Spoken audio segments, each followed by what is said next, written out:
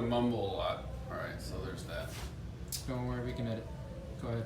Okay, so right now we're talking about medial and lateral epicondylitis, aka elbow pain that's on the inside or elbow pain that's on the outside. Outside's lateral epicondylitis, this side's medial. This side's also known as golfer's elbow. This side's also known as tennis elbow. So right now I got a patient who reached out to me, an old patient of mine, and she's having some pain in her middle finger. And so she's also having some trouble closing her fist. And so what I want to bring up is that basically what can happen if you're having some trouble closing it is that there's myofascial restrictions on the back side of your arm. Okay, and so if these obviously are tighter, they're going to create a lot more resistance as we're going to use the opposite side. Okay, and so also she's having middle finger pain, and we know from this trigger point chart right here that what happens when, come on in so you can see this whole thing, the X is where the muscle gets restricted, and if that muscle gets tight enough there, it's going to cause pain down in the back of the hand. So this would be for this is more extensor carpi radialis, which is going to go to the back of the hand. This muscle is probably a little bit more along the lines of what's going on here, which is the extensor digitorum, and it's creating middle finger pain. See how that darker circle is on the middle finger?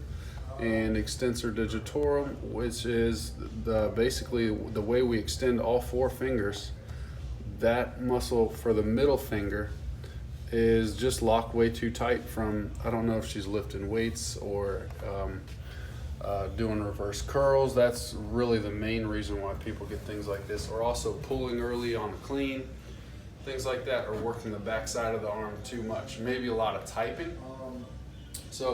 And typing can be toxic for muscles too. It creates a lot of insult because that's a lot of repetitions per day, not a lot of rest time, and that can cause muscle tightness in itself. So what I wanted to show you was how to use this very cheap little tool, which is for cupping. Okay, this is a silicone cup, and somewhere in this video description I'll put a link to this product. But this comes with 5, and each one's bigger and bigger and bigger. This is the smallest one on this set. This whole set was only $26 for 6 cups, so very affordable. So what I'm going to do is I'm going to realize that extensor carpi radialis we talked about, which goes from the outside of my elbow to my radius, and the extensor digitorum, specifically the one for the middle finger, which goes right down the middle. All these muscles are mostly here. These are mostly tendons down here, so we're not going to work this. We're just going to work basically this triangle right here. And so what I'll do is dab some lotion on, get it nice and wet. I have a lot of hair on my arm, so I'll need it to be a little bit moister than normal. Okay. And then it's nice to go in ahead of time and find out which actual portions of the muscle do feel super tense. And if you find them, that's where we want to kind of spend the time with this cup.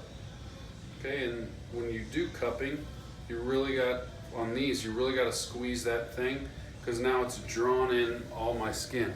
I don't know if you can see that. See a shot of this, drawn in all the skin. It can't just be sitting here lightly like that. We really got to depress this whole thing and get all that skin up in it, like just like that. And so from here, basically all I want to do is wiggle, find where it's kind of tender or it hurts, or remember like we found the muscle change where it felt like a piece of wire in there. And if we find it, we want to kind of do circles around it. And I just mean like this. We're just kind of sliding like this. What you could also do is go up and down it. It's really mobility, or tissue mobilization is really about any manner of forcibly and mechanically separating the tissue fibers so that blood can get in and waste can get out.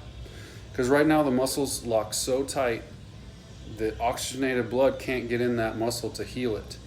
And there's constant use, so the muscle's constantly getting tight and staying tight. So this is going to be creating the opposite effect because it's drawing in, it's creating like a kink in the fascia And then we slide the kink around, and what happens is, you can hear how the air's coming out because I'm too hairy.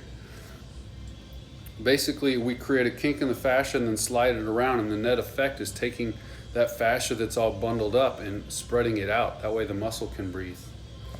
And so I'll just show you a few more techniques of what I would do here. This whole procedure would maybe only last 6 or 7 minutes.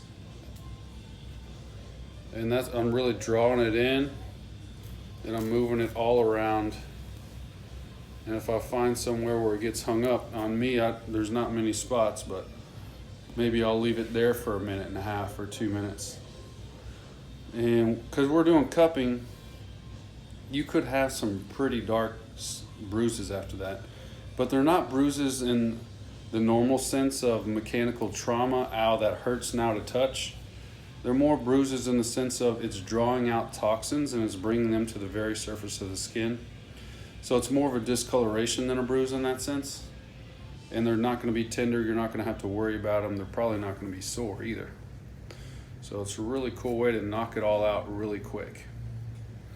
By the way, you could have done the same exact thing on the inside of the elbow. There's muscles that go from here, basically across from this bone to the radius, from here all the way down the radius, from here to the ulna, and just straight up in the wrist. So you could have done this if you're having pain on the inside of your elbow too. Okay. That being said, there's also a nerve in here that goes and creates pins and needles right here on these 3 fingers, the median nerve. And so if that's what you're having is pins and needles, and maybe some weakness in your hand, maybe you treat that median nerve by doing exactly what we're doing here. Also, if you're having some numbness and tingling on the back of your hand, all these digits here are going to basically on the back side mean that your radial nerve is potentially being entrapped by the supinator muscle, because it is a fact that basically on each instance your nerve will go straight through a muscle, and if that muscle's real tight, it's going to create different changes in sensation in that nerve in your hand, not in the arm itself but in the hand. So again, this is what you could do if you're having pins and needles on the back of your hand. And so that's really all we want to do. We want to hold it on the areas where the adhesion was. We want to go through and kind of break up that fascia. Should almost feel good. I mean, this doesn't hurt. This almost feels like a cool massage. And should be getting near the end of our treatment time by now. But this is where I would start if I wanted to try to, I can't even get it pinched. This is where I would start if I wanted to try to self-mobilize medial or lateral epicondylitis. Okay, good luck with that.